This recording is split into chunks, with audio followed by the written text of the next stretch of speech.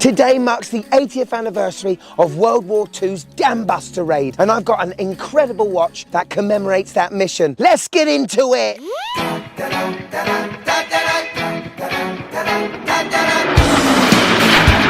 Yes, and welcome to the Mad Watch Collector Show. Today's show is all about a watch from a company called Zero West. Based in Emsworth, they've been going since 2016, and they don't just make good watches. They make very good watches that have some sort of attachment to amazing feats of engineering throughout history, from car racing to aviation. This watch today is all about World War II and the Lancaster bomber, specifically about Operation Chastise. On the 17th of May 1943, just 2 months after Squadron 617 were formed, they were finally told their task: to blow up 3 major dams in Germany's Ruhr Valley. These dams were vital in producing hydroelectric energy, making steel, iron, and in turn fueling the Nazi war machine. 19 Lancaster bombers were to set off at night, travel 400 miles, flying below enemy radar, carrying a single bomb. But this wasn't any old bomb, it was a bouncing bomb. Yes, designed and created by Barnes Wallis, he found that a cylindrical bomb, if dropped at 60 feet, traveling at 200 miles an hour, and being spun backwards at 500 rotations per minute, could make a bomb bounce across the water, bounce over the anti-torpedo fencing, they'd hit the dam, sink to the bottom, and because of the backspin, would draw into the wall, then detonate. Now this, for Wing Commander Guy Gibson and 617 Squadron, was hard enough, wasn't it? But they would most certainly be welcomed by enemy fire. And as soon as they reached the coast of Holland, which was occupied by Nazi Germany, it was only the protection of night stopping them from being sitting ducks. But amazingly, the Myrna and Ada dams were successfully breached using the bouncing bomb. The second wave of Lancasters, it was their task to fly to the Sorpa Dam. But unfortunately, due to 2 Lancasters going down under fire and 2 having to turn back to RAF Scampton, it just left 1 Lancaster to try and breach the dam, which unfortunately they didn't. It was attempted again by one of the reserve Lancasters on the 3rd wave, but the first Lancaster of that wave of 5 was ED825. And that plane is one of the reasons why this watch is very special.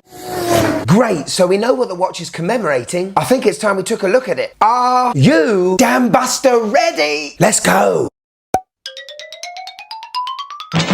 So here it is, the Zero West DB-80, an absolutely stunning looking watch with so many angles and curves. It's hard to tell you where to start to look first. Everything you see here has been built and assembled in the UK, which is a great feat of achievement in itself. Those polished steel lugs are separate to that matte finish stainless steel billet case. It's a look that is synonymous with Zero West, and I really do like it. Very interesting looking. We've got 8 flutes that have been machined around the case. That screw-in, polished, nailed crown at 3 o'clock is fantastic, signed with the Zero West logo. But this is a watch you can tell that has been made by a true engineer and not just a watch enthusiast. That crown has a triple lock screw-in system, and the case back is held together with 6 screws. Now you thought the front of this watch was good. I'm going to save the case back for a little bit later, and trust me, it's worth waiting for. But first impressions, this watch is special. Quick spec check. Okay, a big reason why I wanted this watch in for review from Zero West was the dimensions. Usually the company does make rather large watches, and a couple of years ago they had already made a Lancaster bomber watch, the DB-1 and 2. These watches were big and chunky, and although I really liked them, they just don't fit my wrist. But this DB-80 I think is a game changer for Zero West and could open the doors to those that like a little bit more of a smaller watch but still have a lot of wrist presence. So the case is 41mm in diameter, just over 13mm thick, 46.3 lug to lug, and a lug width of 22mm. So those sort of dimensions are definitely more appealing, in my view, to more people. The dial is protected by a custom made sapphire domed crystal, and with the screw down crown and screwed case back, this watch is water resistant to 100 meters. So perfectly capable for a little swim, but I doubt you'd want to take it swimming.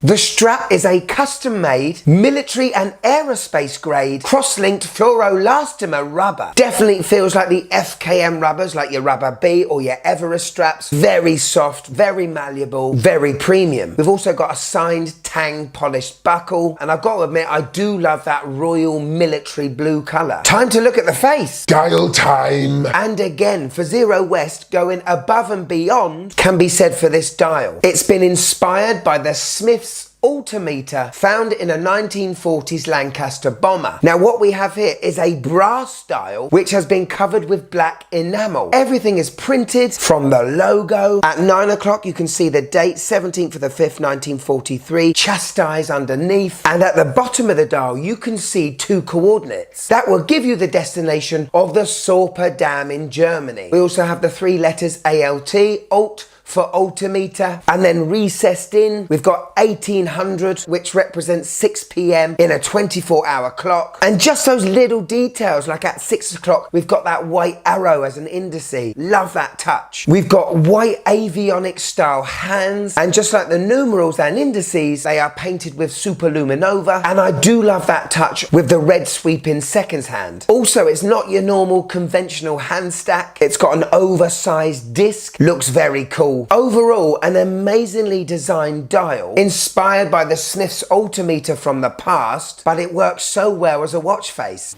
So we've got lume on the hands, lume on the numerals. Out of 10, let's see how this puppy glows.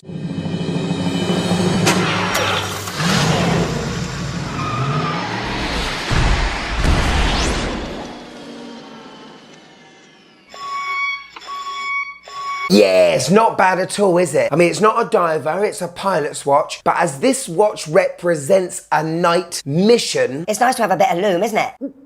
so powering this watch is a Swiss Sellita SW200-1. Sellita have 4 grades of their SW200, and this is the top one. Remember, these watches are built and hand assembled in the UK by a watchmaker that is Rolex accredited. Anyway, the movement has a 28,800 beats per hour, 26 joules, it's automatic with a power reserve of 41 hours. Zero West watchmaker regulates this watch, which will guarantee you get a stonking accurate movement. Could you just click that like button, please? It really helps the channel.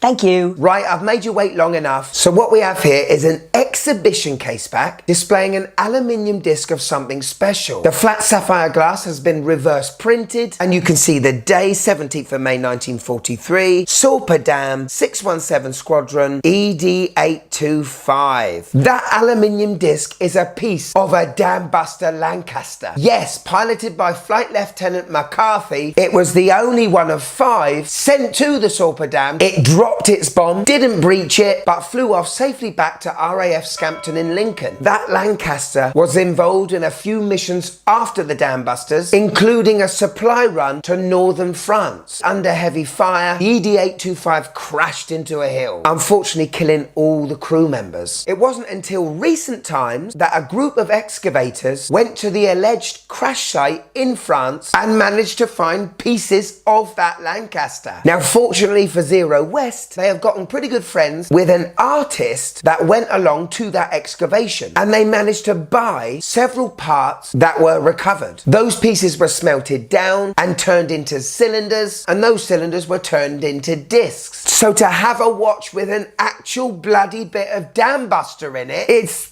just crazy. I commend the boys at Zero West for being that passionate and that enthusiastic about building and making something that special for a watch enthusiast. The connection this watch now has to the Dambuster raid is pretty special. Hello. On my 6.5-inch wrist, and this watch to me looks amazing. I'm not usually one for pilots' watches because they tend to be quite big, but the way those custom-made lugs slope down from the case to then hug my wrist, I think makes it look awesome. The case definitely catches the light outside, and what a watch to have on your wrist to start off a conversation, eh? There's a few. First of all, the overall design. The case, the dial, the hands, amazing. They've made this watch smaller than their regular ones, and I think that is a huge game changer for the brand. The quality of the build, the construction, the assembly, the fit and finish, plus the operating of the watch, to me is way above the likes of, I don't know, Bremont, Oris. The attention to detail on every facet of the watch can be seen by everyone.